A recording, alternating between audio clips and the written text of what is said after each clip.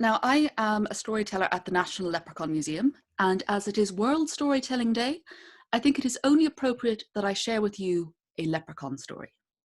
And this is a story I have cobbled together from a few other different pieces, which is very appropriate because, as some of you may know, many leprechauns are shoemakers. But this story starts not with a leprechaun, but with a human. A young rake called Rick, because Rick the Rake has quite a ring to it. Now, Rick had discovered fairly early on in life that he would quite like to be rich, but he didn't like hard work. And since he was a natural trickster, he became a con man. And at the time this story takes place, he was working on his greatest con yet. The plan was simple. Find a rich woman, marry her, take her money, then set sail for America. Rick had a theory that in the new world he could reinvent himself as some kind of millionaire playboy. And he had found the perfect rich woman.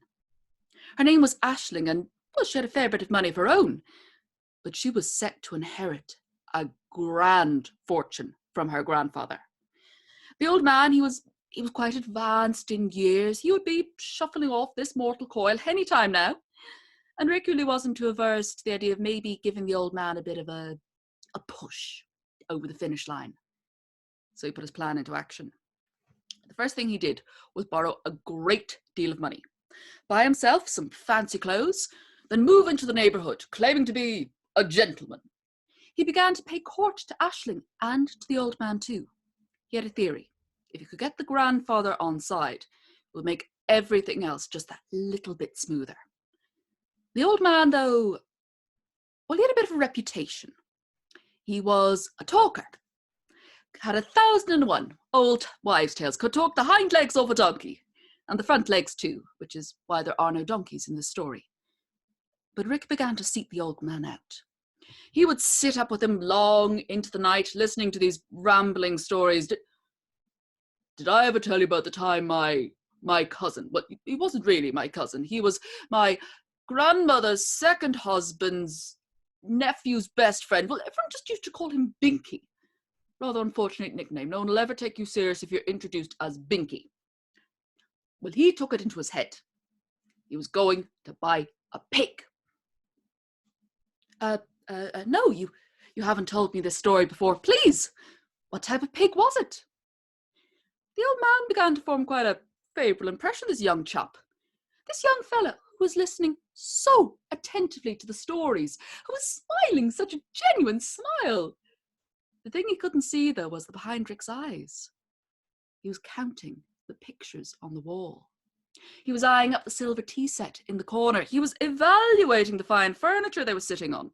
He was adding it all together, and well, that total would have brought a smile to anyone's face. Things were going perfectly.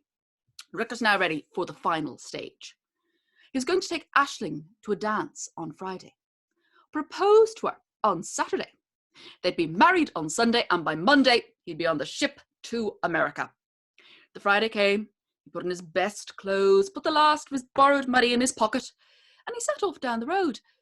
But as he was walking down the road, he thought he heard something. It sounded like someone was whistling. He turned around to look, and well, standing there in the middle of the road was a little man. A little man where there had been no little man 5 seconds before. The little man was just sitting there, whistling away to himself, working on a pair of shoes. Now, these shoes, they were beautiful. The leather, it shone in the sunlight. These were shoes that could take you somewhere. And Rick had a look at his own footwear.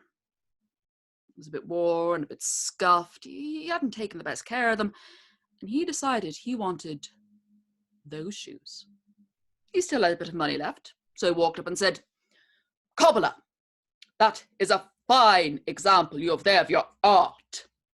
The little man seemed quite pleased with the compliment and said, "Oh, indeed it is. But you ain't seen nothing yet." He placed the shoes down in front of him and began to tap at the rhythm of a jig. As soon as the shoes heard, they leapt up and they began to dance. They pranced. Michael Flatley couldn't have done better himself. And Rick, he now knew he had to have the shoes. He put his hand in his pocket and he said, "How much for the shoes?" I don't want any of your paper or tin money. I only take payment in silver and in gold. Now Rick remembered the fine silver tea set, and he had a little bit of an idea. He began to describe it to the little man, and when the little man heard about the precious metal, his eyes gleamed just like silver. The two of them, they struck a deal. Rick would take the shoes today and pay the little man with the silver tea set on Monday. They shook on it, Rick slipped on the shoes, and they fit like a glove. And he was just heading on his way when the little man called after him, You will remember to pay me. I mean, if you don't give me the silver on Monday, it's no skin off my nose. But it might be off yours. Rick, he turned back laughing and said, of course. If I don't give you the silver tea set on Monday, you can take all of my skin. Not the smartest thing to say. Rick, he went to the dance, and he was dancing the light fantastic. He twirled, he pirouetted, he swept Aisling off her feet, and he felt certain he had won her heart. He dropped her back at her grandfather's and said he would call again the next day. He had a very important question to ask. The old man, well, he had been sitting up all night. He wanted to hear all about the dance, all of the gossip.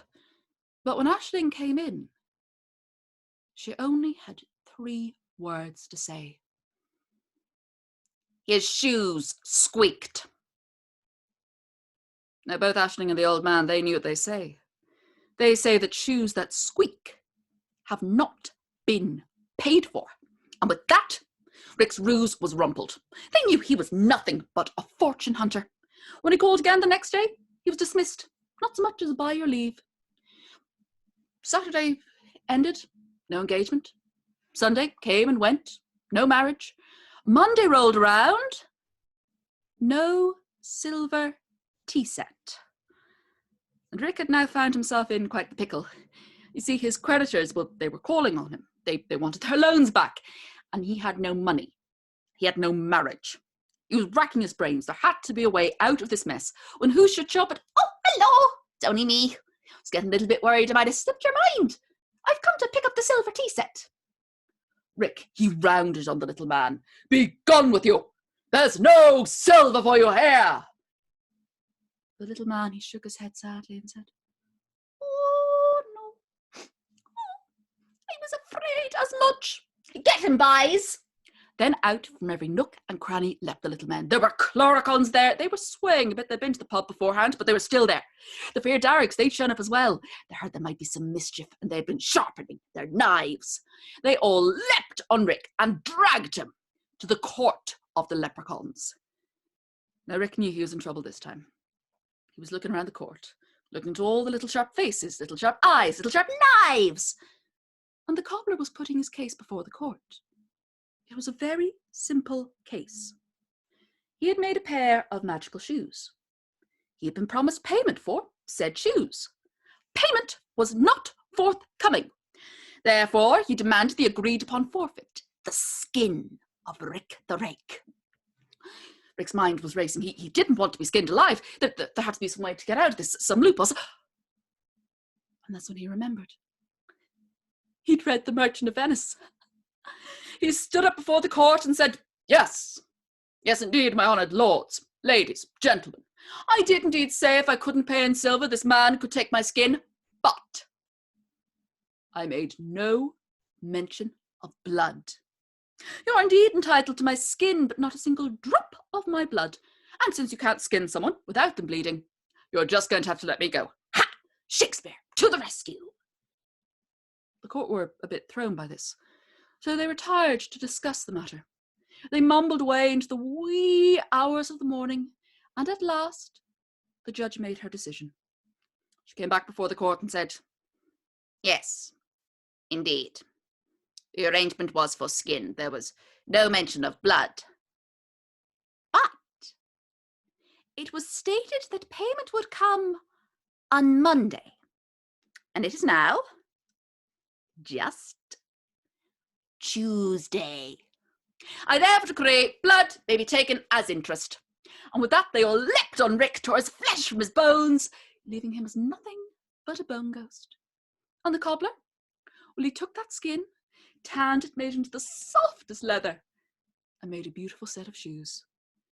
So if any of you are considering purchasing some leprechaun footwear, may I just recommend you offer payment up front. But if you don't, no skin off my nose. And happy World Storytelling Day.